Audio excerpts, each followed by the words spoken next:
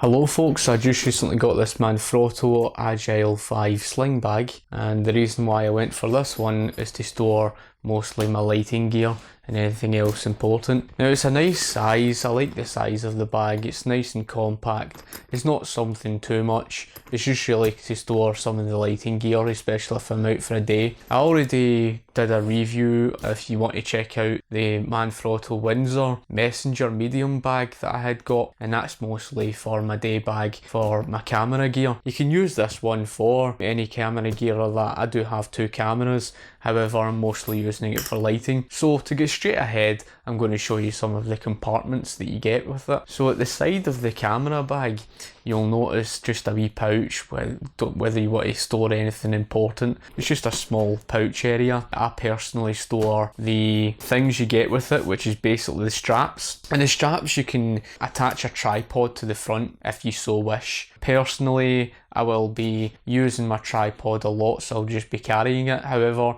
if I'm not using it, it's a handy thing to have, especially when you don't want to be carrying it around. You can just attach it to the front of your bag, and that's the main thing. The side part, you'll notice basically a clip, and you unclip that, and you'll notice when you open the main compartment at the top area, you've got space to put anything that you so wish. And I will show you soon the gear that I have personally stored. And then you've got the side pouch, which is basically the main compartment. Now I thought that was quite unusual compared to other bags, but you'll notice within the main compartment area you have like the two areas that you can open up. The main compartment area you can open up to store things deeper into the bag, and again, which is basically the bottom of the bag, you also have two areas which has got a divider, and again I will show you what I stored in this main area. So now that I'm showing you the compartment areas within the bag, I'm going to show you what I have personally stored. So first of all, you will notice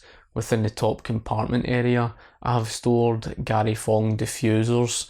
That's my own lighting kit that I got, and of course I store that within the top area. So in the main compartment area, I have stored a speedlight in the main section, as well of course a bag for my Pocketwizards, which takes up considerable room. I've managed to pack that in a way that it would be able to fit my battery pack, and the battery pack is used for my speedlights. And at the bottom part of the main compartment, I stored another two of the speedlights. Now it is optional, I don't have to store a third speedlight. I like to have them there in case one runs out of the battery, or for whatever reason I would use 2 or 3 speedlights, and it just depends on how I choose to pack the bag. I like to have the 2 speedlights at the bottom, and of course I managed to take one out and put it into my Manfrotto Windsor bag. I did a review on that bag as well, you can go and check out.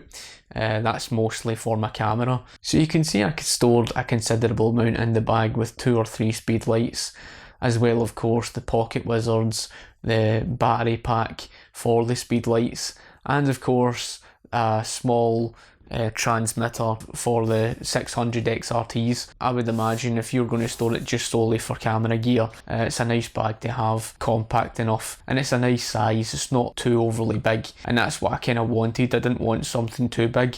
I do have a Vanguard bag there specifically for hiking, and I didn't want anything too big. I just wanted something just a reasonable size that's there for my lighting. I hope that's been useful enough for yourself. If you have any questions, feel free to ask me in the comment section below. Thank you for watching, and I shall talk to you later. Cheers.